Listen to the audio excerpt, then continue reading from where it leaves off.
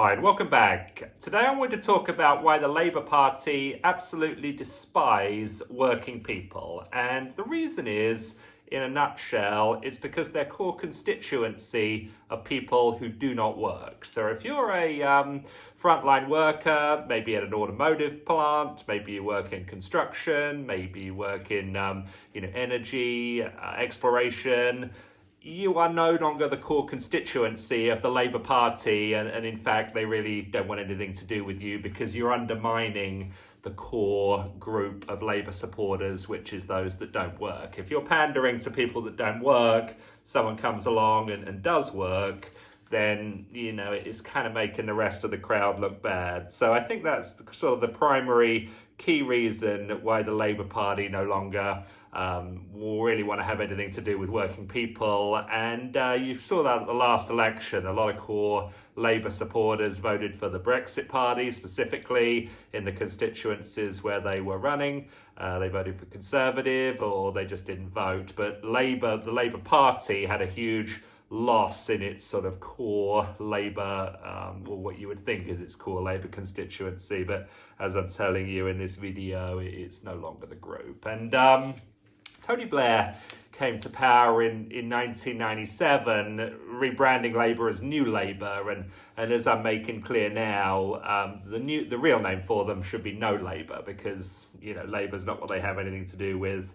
And if you think about when I was a young person, and maybe it was somewhere when you were a young people, referring to the phrase minority rights, it kind of meant bringing or ensuring that the rights of minorities matched the rights of the rest of the population. And now what's happened, in this sort of cultural Marxist revolution that's occurred really since Tony Blair came to power, is that minority rights now means superior rights. If you're a minority, you have rights that are superior to and take precedence over regular people. And I suppose it shows the success of the Tony Blair revolution. I mean, the Boris Johnson government is essentially the Tony Blair government. The Keir Starmer would-be government is the same as well. Labour and Conservatives, it's one-party rule. They're always on the same side of all the issues. They're on the same side of Brexit, they're on the same side of lockdown, and they're on the same side of global warming. And there's not really an opposition to those two people. And I did a video about why the Conservative Party is not conservative and why we need to get rid of the Conservative Party to allow a true Conservative Party to emerge. And I think a lot of these disaffected Labour people would be part of that. I've been talking about the Anti-Lockdown Party, which I think is the natural opposition, to all this injustice and big government tyranny that's going on within the two parties. Obviously Labour are the leader of it all, but people think the Conservatives are in charge right now. A lot of people don't as well. So if you think about the core constituency of Labour, who it actually is, it's the long-term poor and infirm, it is single women, and it's immigrants. And the goal of the Labour Party now is to expand the welfare state to grow its base. If you've got people coming out of poverty and into work, that's not a good thing. They don't want that. They want people staying in poverty, staying on welfare, and then they want to be adding more people onto welfare to grow their base. And through this lockdown, where we've had a ton of people, productive people, going from employment into unemployment, they're now going to be going on to long-term unemployment, welfare. They'll become Labour voters, and I'm sure the Labour Party is very happy with that.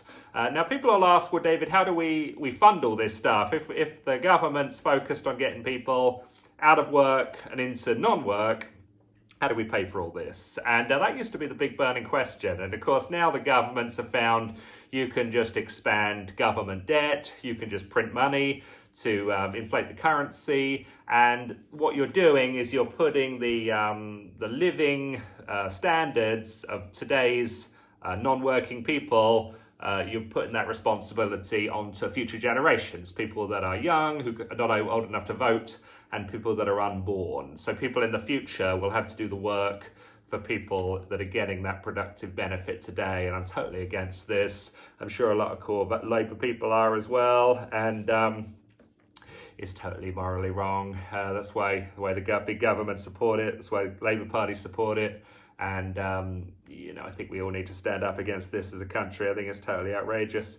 So the way that the Labour Party grows its base of people now is through identity politics. And there was a big thing when I was at university about disabled people. That was the first big thing. You couldn't criticize disabled people, and everyone was focused on really pandering to disabled people.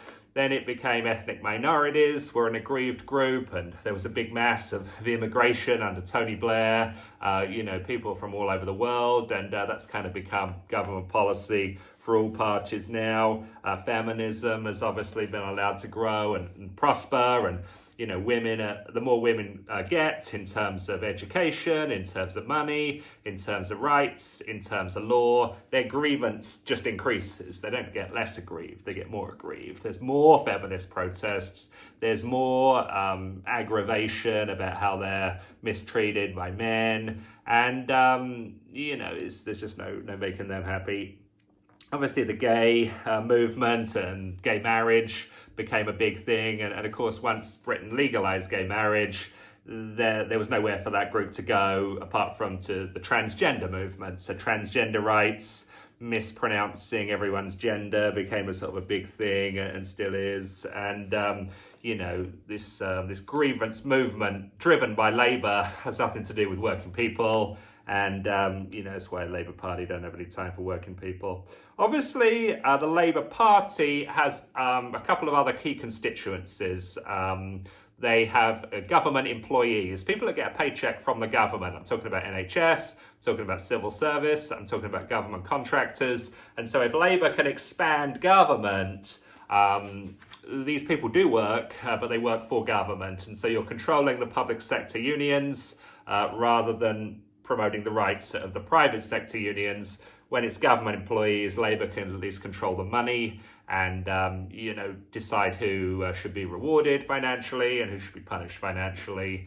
And again, antithesis of a free society.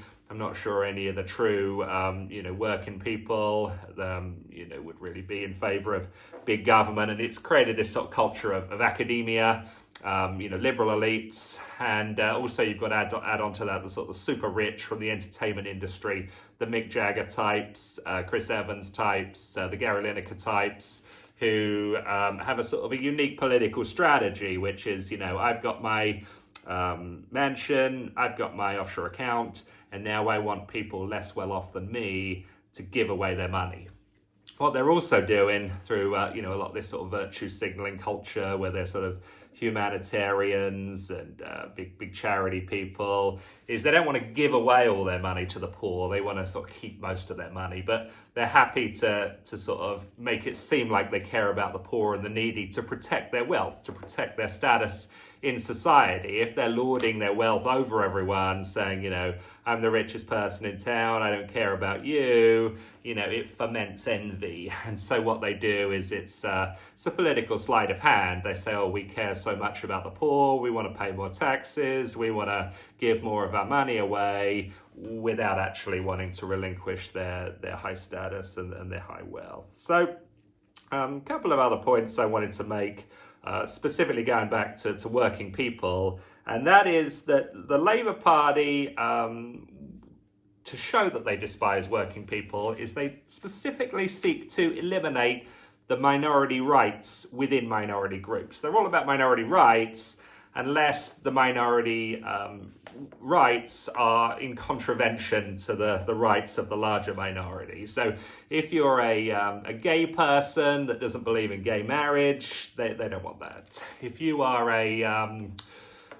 like a transgender person that believes in capitalism, they don't want that. If you're a feminist that believes in the family, they're not interested in that sort of thing. So they are specifically looking to establish what the grievance should be, and they want everyone within that grievance group to conform. They want every immigrant to vote Labour.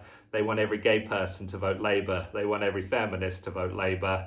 And of course, I'm trying to get across in this video, the working people, the core Labour constituency, are they're undermining that, and that's kind of why Labour Party are not interested in these people. And I was up in Liverpool, which is a big Labour group area, and I think it was sort of towards the end of last year, and I was walking around the town centre, and there's all these rainbows in every shop, and every single shop I'm like walking past, there's like this big rainbow on the door and in the window. And I stopped someone, I said, what's all this rainbow stuff? And they said, oh, this is a Labour area. We're standing up for gay rights. I said, well, yeah, but it's the Labour area. Why don't you have pictures of people like digging, or people like building, or people like climbing? And they say, no, Labour's all about gay rights and transgender rights, and of course, nothing to do with working people. I'm not sure how much time people in the docks of Liverpool and the shipbuilding trade spent back in the day talking about gay rights. I would imagine it was less than 60 seconds over the many decades that people worked there.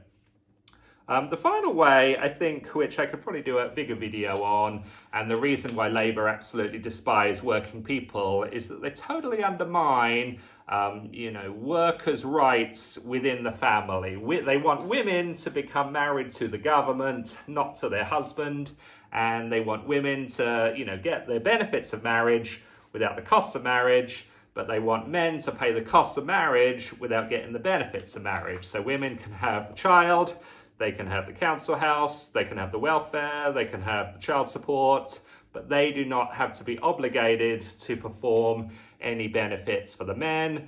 The men do not get the council house, they don't get child custody, they don't get any say over the future of the child, but they do have to pay. And if they're unemployed, taxpayers pay through the taxation or the future government debt, or if they do pay, they're paying out of their salary through enforced taxation or enforced child support. And it's totally wrong. I'm a big advocate for family values, and I think a lot of these working people in our country, the traditional working classes, the people that build our country, are getting more and more angry and frustrated and just downright furious about how poorly they've been treated by the Labour Party. They keep voting for Labour, but they don't get any wealthier. And a side point that I've wanted to mention is to do with the immigration point. It's depressing the wages of Labour people all the time. If we flood our country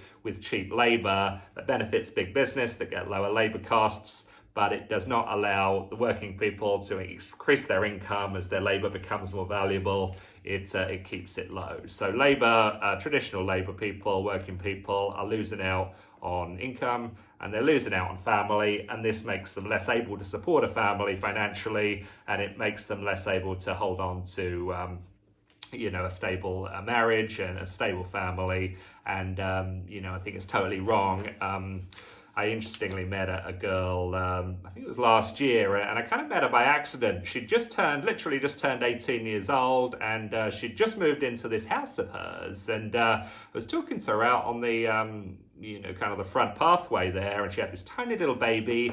She was saying, I just moved into this house, and she'd show me the house and show me the windows. And, I said, wow, it's like a really nice house, And she said, yeah, I had my baby, and they moved me into this house. It's a house because I got my baby. And, she was like happy as Larry about it. And so she's going to show me the windows and the doors and the garden. And she said, I've showed you all this stuff, but do you want to know what the best thing about this house is? And I'm saying, like, what is it? Is it like the sea view, something like that?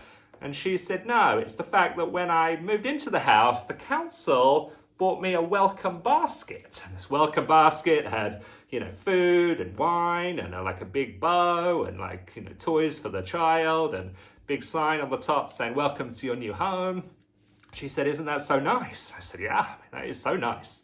And I said, but what about the father? What about his welcome basket? And she said, I don't think he got a welcome basket. So I said, well, why not? Why do you get a welcome basket, but he doesn't? She said, well, he's still living at home with his parents. So we have, women lauded with the houses and money and welcome baskets, but the traditional Labour voter, the working person, they don't get anything like that. No welcome basket for them. So, backs up my point about two-tier justice, but it's really the key to this video. Point I want to get across is why the Labour Party totally despise and disrespect working people and it's only going to continue. So I hope you like this video.